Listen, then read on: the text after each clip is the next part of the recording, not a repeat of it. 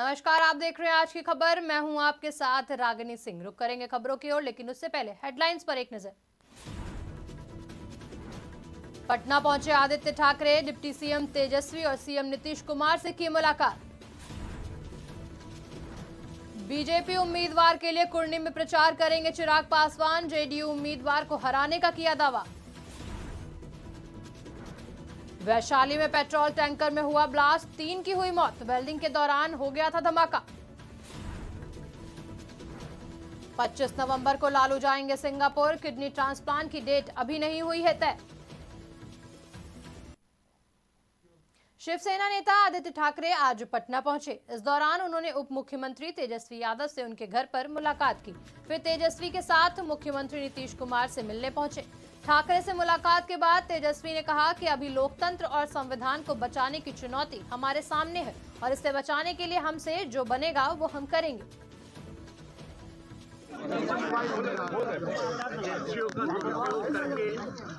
और पैसे का खेल जो खेला, माइक पकड़ लोगे भाई, सब लोगों ने देखा।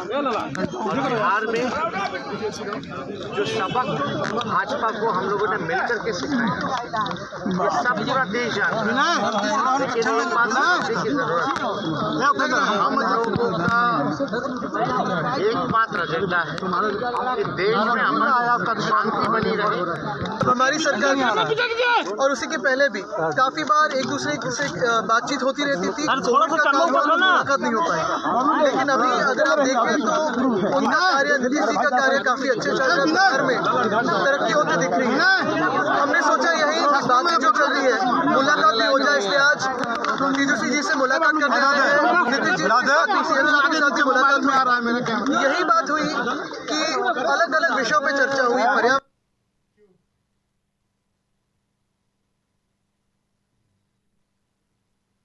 राजधानी पटना की जकनपुर थाना पुलिस ने शहर में चल रहे सेक्स रैकेट का पर्दाफाश किया है। पुलिस ने एक होटल में कार्रवाई करते हुए 9 युवतियों, 2 दलालों और 2 होटल स्टाफ को गिरफ्तार किया। पुलिस को सूचना मिली थी कि मीठापुर बस स्टैंड के आसपास के होटलों में सेक्स रैकेट चल रहा है और उनको शराब भी परोसी जा रही है, जिसके बाद पुलिस ने कार्रवाई की।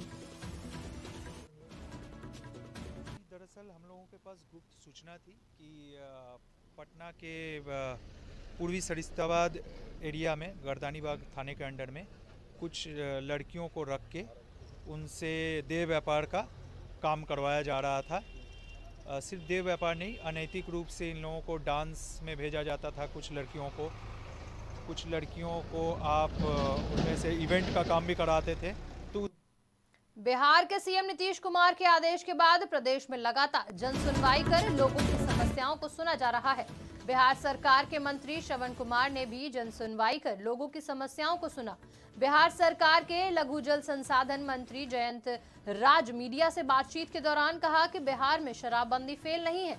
अगर कोई गलत करता है, सैकड़ों लोगों में से कोई एक अगर शराब पी लेता है तो गलत नहीं है। जन सुनवाई कार्यक्रम का आदेश निर्देश दिया, तब से यह कार्यक्रम चल रहा है और लगातार इस कार्यक्रम में लोगों का भरोसा, विश्वास भी जग रहा है और अनेक विषयों से संबंधित मामले आते रहते हैं। और जो नियम संगत है, जो कानून सम्मत है, जो विधि सम्मत है, उस पर कार्रवाई तेज गति से होती है। और जो नियम संगत नहीं है, नीति संगत नहीं है, तो उस पर कार्रवाई नहीं हो पाती है। लेकिन भरोसा लोगों का बढ़ा है और अधिकांश लोगों की कुर्नी उपचुनाव को लेकर सरगर्मी तेज नजर आ रही है। सभी प्रत्याशी अपनी अपनी जीत की दावेदारी कर रहे हैं। सभी पार्टियों के नेता और मंत्री भी चुनाव प्रचार में जुट चुके हैं। ऐसे में प्रदेश बीजेपी अध्यक्ष संजय जायसवाल ने नीतीश कुमार पर निशाना साधा है कि विधान परिषद के सभापति घूम करके चुनाव में वोट मांग रहे हैं। किसी भी जनतंत्र के लिए इससे दुखद बात और कुछ नहीं हो सकती है कि विधानसभा और विधान परिषद का जो सभापति और अध्यक्ष होते हैं, जरूर वह राजनीतिक पार्टी से आते हैं, लेकिन एक बार वह अपना पदभार ग्रहण करने के बाद वह गैर राजनीतिक हो जाते हैं। पहली बार यह देखने को मिल रहा है कि विधान परिषद के सभापति, और मैं भी उनकी काफ़ी इज्जत करता हूँ, सुलझे हुए व्यक्ति हैं, तो जाहिर बात है कि यह नीतीश कुमार जी के प्रभाव में या नीतीश कुमार जी के प्रेशर का नतीजा है, या जिसके कारण से विधान परिषद के सभापति अगर चुनाव में वोट मांगेंगे तो जनतंत्र के लिए इससे दुखद बात और बिहार के लिए इससे शर्मनाक बात कुछ भी नहीं हो सकती है। बीती 18 नवंबर को 54 बीघा चौक पर ओवरब्रिज के पास गाटर गिरने से एक मजदूर की दर्दनाक मौत हो गई थी, जिसके बाद ओवरब्रिज की गुणवत्ता पर सवाल उठाते हुए ग्रामीणों ने हंगामा किया था और ओवरब्रिज की गुणवत्ता पर सवाल भी खड़े किए थे। वहीं अब इस मामले पर जांच कर रही केंद्रीय टीम भी चुप्पी साधे हुए है। उनका कहना है कि जांच प्रक्रिया पूरी होने पर ही कुछ कहा जा सकता है।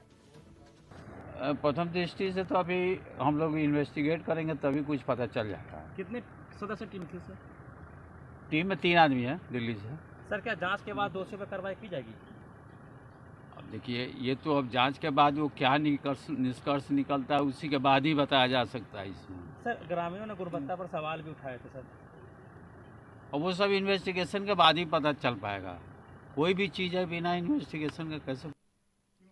पिछले करीब 5 सालों से फरार चल रही महिला नक्सली मोनिका उर्फ जीना कुमारी को गिरफ्तार कर पुलिस ने बड़ी सफलता हासिल की है।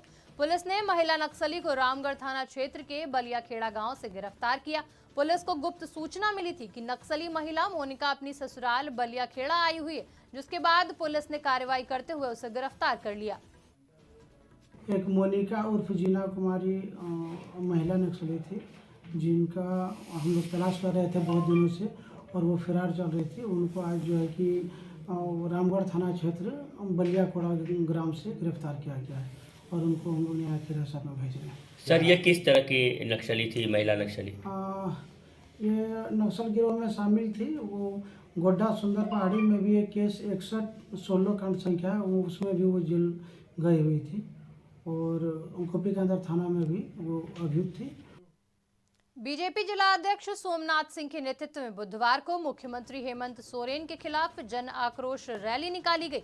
इस दौरान बीजेपी कार्यकर्ताओं ने सीएम सोरेन के खिलाफ जमकर नारेबाजी की और सीएम से इस्तीफा देने की मांग की।